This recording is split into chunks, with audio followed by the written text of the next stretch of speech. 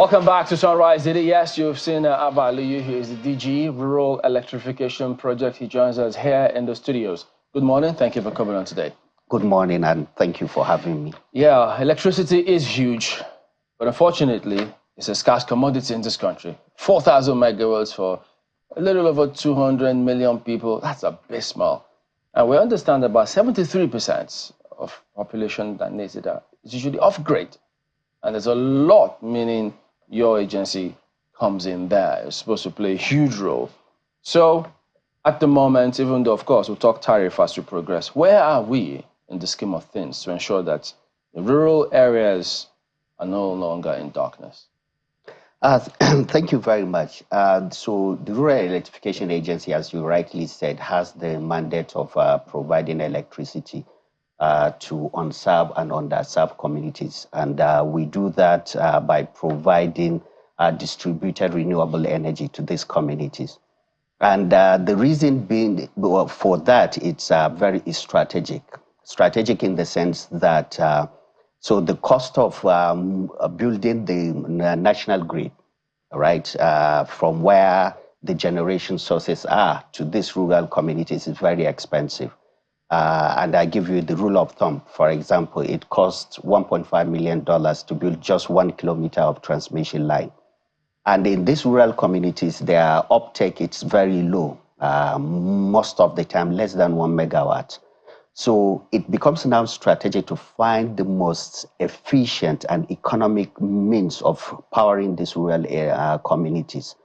And the second reason why it's strategic is that we have the abundance of these renewable energies. We have the solar radiation, we have the mini grids, we have the small and micro dams, we have the biomass, we have the winds, all the renewable sources needed to generate this electricity to provide these rural communities.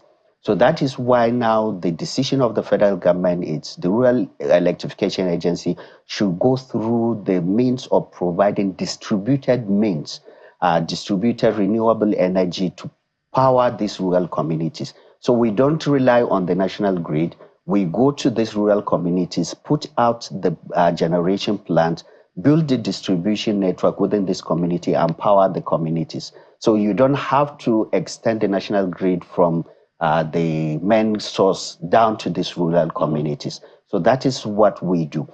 And at the moment, we are implementing our project in different phases. We have the Rural Electrification Fund, which is a fund being financed by the Electrification Act, right?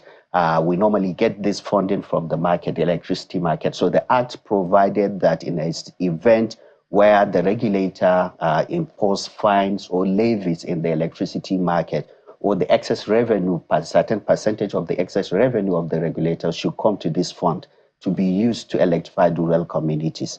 So that is one source of funding that we do, and we implement projects for that. How much have you gotten in the fund now?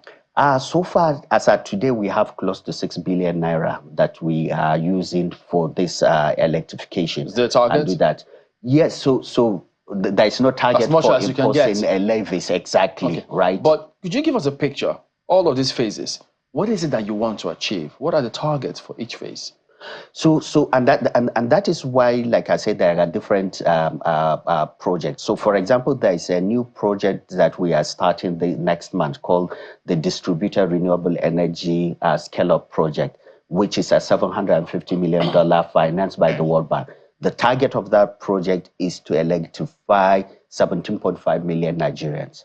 And I must say that this is one of the most ambitious projects in the world.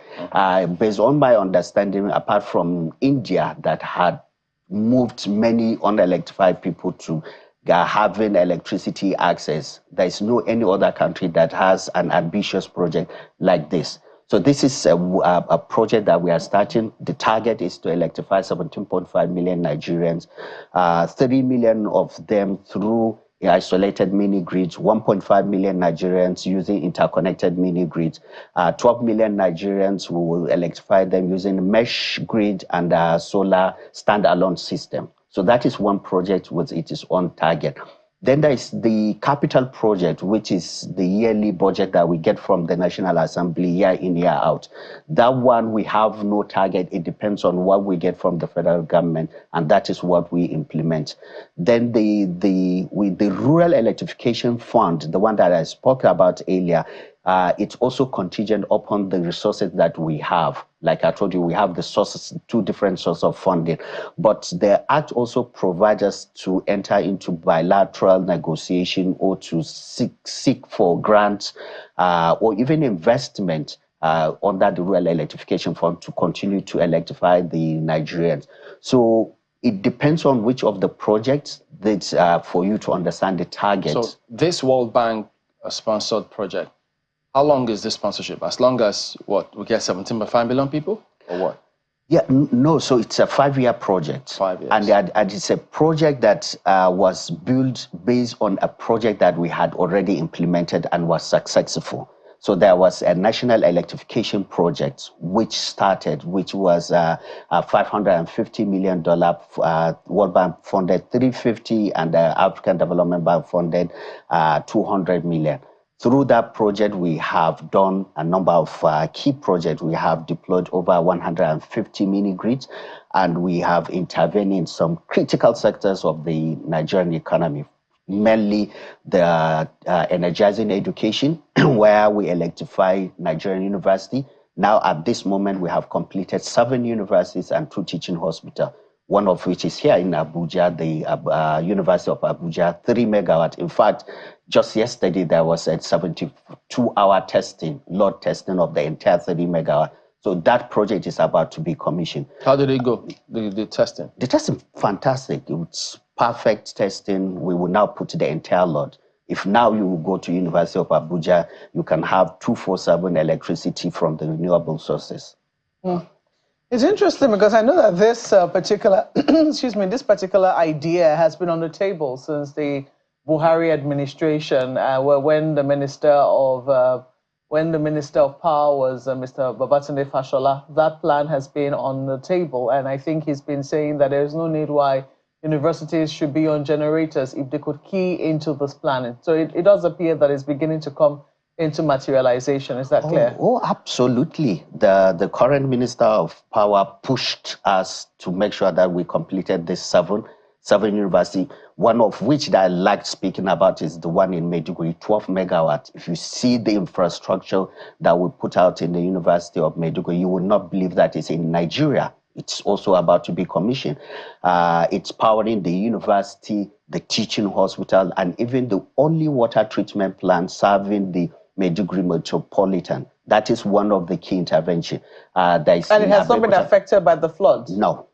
Thankfully. Because I also know that I've spoken with the Vice Chancellor of the University of Maiduguri and also the Director of the teaching hospital there, and he has talked about how they have a new is it a nuclear research center, to be able to take care of illnesses such as cancer, etc. And one of the things that they needed to make sure that their laboratories work constantly and consistently is 24 hours power supply. So it's a good thing that this is beginning to materialize. Are you also intervening in the universities that, how will I put it now, that have been complaining in recent times? For instance, the University of Lagos, we've seen the University of Ibadan, come on. Even the University Teaching Hospital, UCH, one of the oldest, if not the oldest hospital in the country, complain about unbearable electricity fees. How are you coming to the aid of those organizations, or is that outside of your mandate until you're able to intervene as REA? No, so it's still within the program. What the previous government, the approval they secured, it's 37 universities and 7 teaching hospitals, and that is what we are implementing. That's 7 universities, yes, and you've just been able to do 7 of them? The phase 1 is 9 universities, but we were only able to complete 7 out of the 9 in phase 1. Phase 2 is 7 universities and 2 teaching hospitals. We have even started phase 3, which is 8 universities and 1 teaching hospitals. The phase 3, we will start commissioning anytime by the first quarter of next year. So, but phase 2, the 7 and 2 teaching hospitals, fully completed, about to be commissioned by the Honorable Minister. phase 2. And the two universities you mentioned, for example, University of Lagos and OAU, are part of the phase 1. And they are the two universities that we did not complete under the phase 1, being the fact that the project was designed to be a hybrid, solar and gas. And we encountered some challenges. Recently, we invited the entire university's management here to Abuja, and we signed collaboration agreement because we want to partner with State Fund and other development finance institution to rectify, to fix those universities. The phase 4, that is where we are looking at not only not only Ibadan, we are looking at Benin, we are looking at Ahmadu Bello University, we are looking at University of Jos. We are looking at another university in Bayelsa. So, and we are already in the process of securing funding for that. Some of this funding are part of the trip that Mr. President traveled to China. We're part of the entourage, and the Honorable Minister created an avenue for REA to have a discussion with development finance institutions to secure the funding for us to implement the phase 4. So you mentioned the universities. Yeah. I was just wondering, this happened when Mr. Fashola was governor as well. At the time, they wanted to provide some sort of electricity to certain people. And the DISCO said, no, these are customers. You can't do that as of yet. No. How are you able to navigate all of those areas? Very good question. So it's really amazing. And you are very right. In the initial stage, the DISCOs were a bit not very keen to partner for this kind of a project, any interconnected project. But at this moment, the DISCOs at today, they have provided us with over 600 sites for us to build interconnected mini grid. That's interesting. And this, to me, it's one because the DISCOs have now seen and believe in this kind of renewable project. I have seen that it's also going to be a win-win for them, because most of these areas, they are not getting reliable electricity. So why shouldn't I come and create a reliable means of generating this electricity and be paying the DISCOs some revenue? Because the regulation provided that if you use their distribution network, there is a fee called distribution use of service that you need to pay the distribution company. So there is a very clear regulation that creates a win-win situation between the investor and the DISCOs at the same time. And this is not only concerning the university project. Like I told you, we are doing massive community project. The 156 mini grid we have deployed are all in communities. None is in it's included that of the universities, one of which is about 180 kilometers away from here in Nasarantutu. I like to reference that. The interesting fact about that was when we went to the community, we did the load analysis, what's their demand. We realized that their demand was around between 260 to 280. But we provided a mini grid of like 350 kilowatts to provide a headroom for expansion. But at this moment, if you go to this community, their demand has surpassed 1 megawatt, which is more than 300%. And this is when we went back to find out, was it because of a fault or an error in our initial load demand analysis? What we realized is just because sheer coming up of small and medium businesses. If you go to the community, you'll see ice cream making businesses, welders. My apologies to ask this question. Yes. Are the universities going to pay any tariff? Yes, very good also question. Yes. So the clear principle of our project is sustainability. And any electricity project that does not have economic framework, it's bound to fail. So this project are going to be, we will charge a tariff, which is much cheaper. And at the same time, we, in all this university, will provide 100% metering. We provide a SCADA system that will tell us in the event of any bypassing of the meter. So we are learning from some of the mistakes of the on-grid and making sure we transfer them and make sure we address them in the off-grid. And I must say, perhaps the name of your agency should be changed to off-grid electrification agency? Because you certainly are not just based in rural communities, even though that's where your primary focus is. And I would imagine that a number of lawmakers, you know, who are always seeking constituency projects for things like the street lights, you know, electricity in my community, transformers, and so on, will be queuing at your door to say, my people don't have light. Are you experiencing that already? So under the capital project, these are the projects whereby we, like I said, we prescribe by the National Assembly and we implement it as by the Appropriation Act. Oh, they're the ones that prescribe it? No, normally the budget comes with a clear title in terms of, okay, this is a grid extension in particular area or provision of solar home system or deployment of mini grid or solar home systems. So it's normally comes like that. So these are the kind of project that we normally do. It's not only providing mini grid, we do grid extension. We extend the grid where there is need for that extension and provide transformers. We just last 2 months, we gave account of the 2023 budget implementation, the first time in the history of the agency, just in our own quest to be transparent. This is the money given to us. This is how we spend the money. And this is where these projects are in the communities. Go and check. What I'm saying is, are lawmakers lobbying you or not? That's the direct question I'm asking. The lobby, I don't see lobby. All I see is we implementation of our budgets. What comes for the budget is a law to us, and we implement. Mr. DG, exactly. You and I know that when resources, wherever it is that resources are concerned, how you implement that is now the politics of it. How do you select the agents, the communities where you intervene? So there are different ways of selecting the communities. In a situation whereby the community is not prescribed, we normally go through our data. We have a very vast data called VIDA. It's pay as a service. VIDA can give you the entire communities in the country that are not electrified.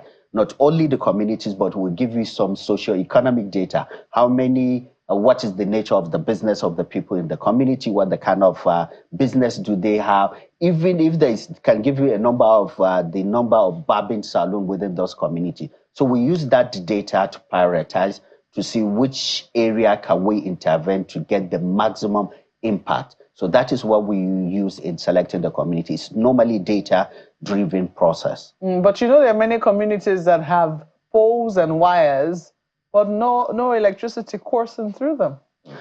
Well, in those instances, it may be either of the three cases. One, maybe it's a state project, not necessarily an REA project. Some state will No, the reason I'm saying this is because you say that, you know, you have a data body, VIDA, you say, yes, exactly. That tells you, you know, which community has electricity and doesn't have. But I'm saying that, you know, it's not just, I hope it's not just looking at poles and wires, because there are many communities that have poles and wires, especially in rural communities, that haven't seen electricity for years. So if you were to judge or assess and say, oh, this community already has poles, it means that they have some electricity here, one might be categorically wrong. So I'm hoping that it will go beyond that. Does VIDA go beyond that? Absolutely. Does it look at how many hours of supply per month, for instance? Absolutely. Beyond even that, it will even give you, for a community where they just have the poles without the electricity, the software will tell you that they have so infrastructure, but there is no electricity supply in the community. We have that. It's a mixture of primary data and geospatial data, what is combined, and that is why we can see to the last whether that community is electrified or not. And you're insisting that lawmakers have nothing to do with this, even though your budget has to go through them. I'm insisting that I'm implementing budget as it's given to us. Oh, as it's given to you. And we know what influence the lawmakers have on the budget. I think I will ask questions. Well, maybe an extension to that question mark where would be, you know, DG, on what band are rural dwellers? Are they on band A? Thank you. The title of the position is MD, not DG. So just to make that correction.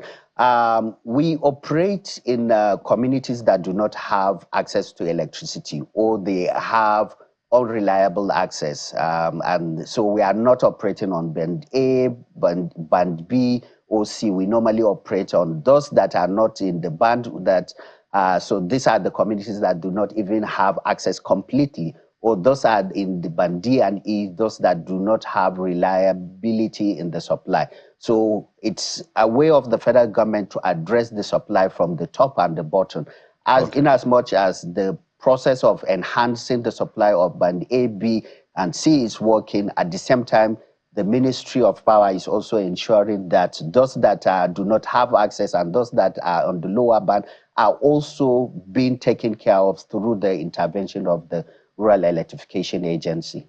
Even though some of these universities that Chamberlain and Maupe have mentioned have already been placed on a particular band, and they are really, unable to sustain it. So it'll sound, you may want to respond to that. But at what cost do rural dwellers get electricity, or don't they pay anything?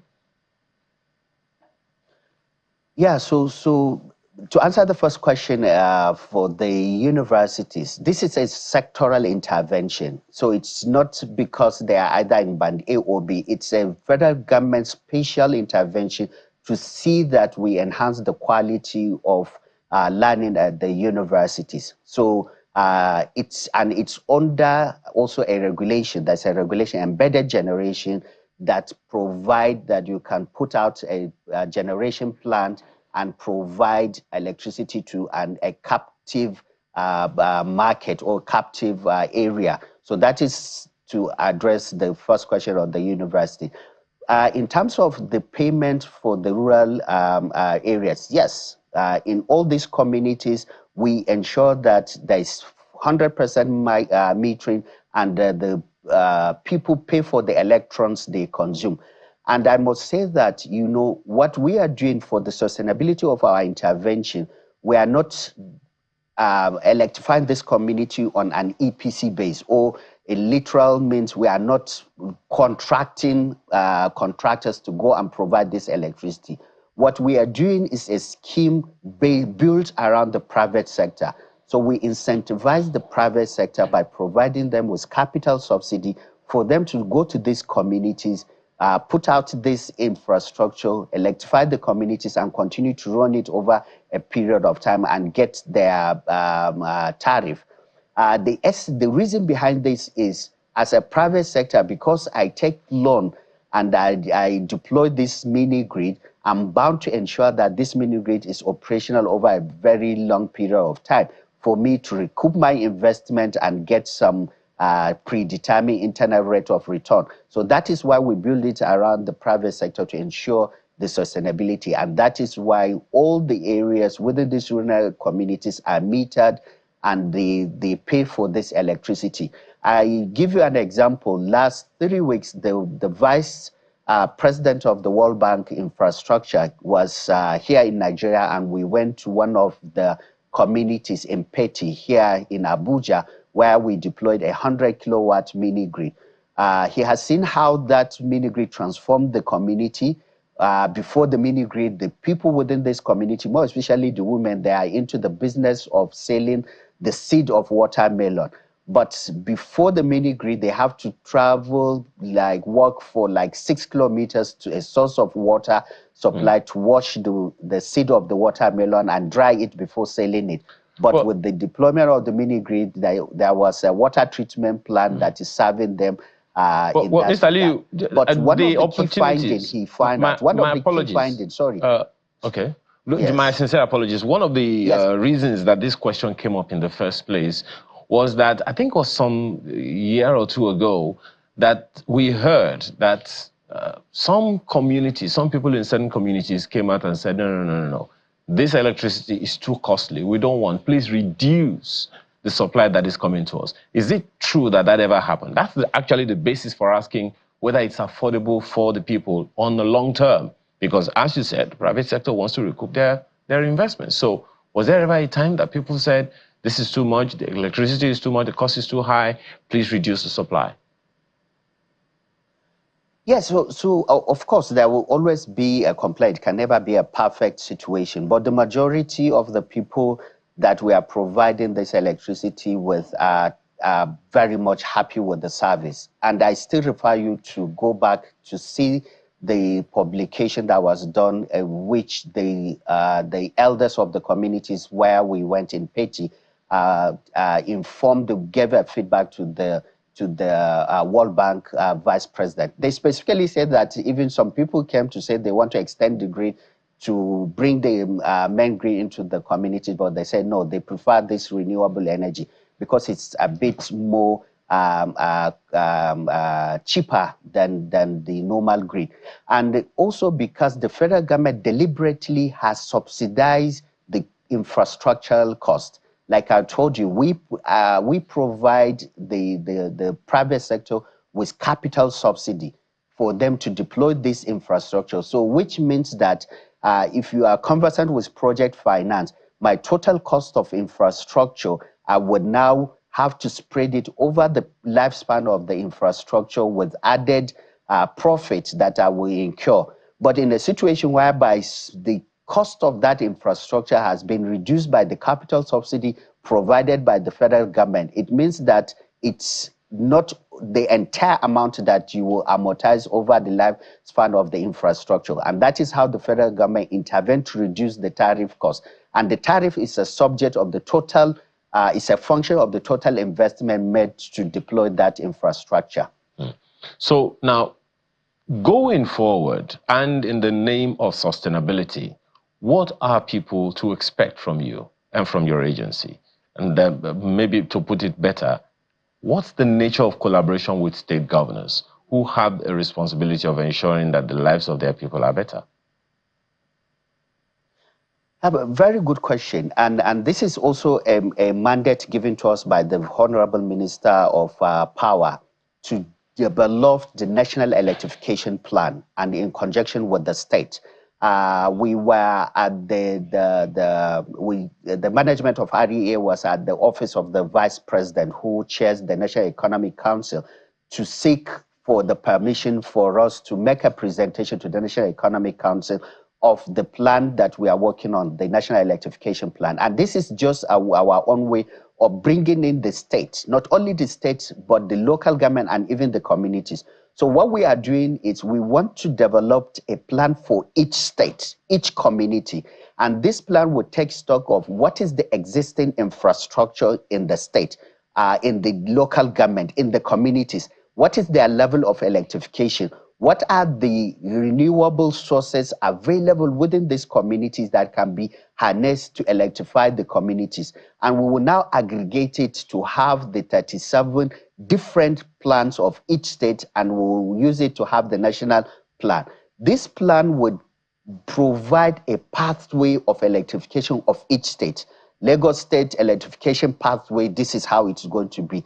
Zamfara State electrification pathway would clearly articulated by this plan. This is their level of electrification. These are the resources, the renewable resources they have, and this is what it would take to move them from point A to point V. So that is what we are using to bring in the communities, the local government, the state, and the national all together towards a common way of electrifying the entire country. So that is one advantage of that. The second advantage of the National Electrification Plan that we are working on is to also provide information to financiers. So anybody that wants to bring in his funding into the renewable energy can see that, can take a particular state, Jigawa. Okay, based on this plan, Jigawa will require maybe $2 billion to electrify. And I can put in my investment, since the Electrification Act has really opened the opportunities in the sector, which is one of the greatest things that has happened to the country. So that is what we are doing in making sure that we bring in the entire state and the financiers and the investors, even the development finances, all together to be working towards one common roadmap to electrify the country. So from what you said here, clearly the tariff that universities will pay will definitely be different. Yes. Because it will depend on how much it costs to come up with that infrastructure, which will also take cognizance, perhaps, population and things like that. So as we wind down on this one, so tell us now, how do you ensure standards, either of the equipments that are installed, and ensure that bad guys don't go in there and infiltrate and water it down? Also, this have another very good question, and this is at the top burner of REA. That is what we are working on. The visit of the Mr. President to China, the Honorable Minister involved Rural Electrification Agency in that visit.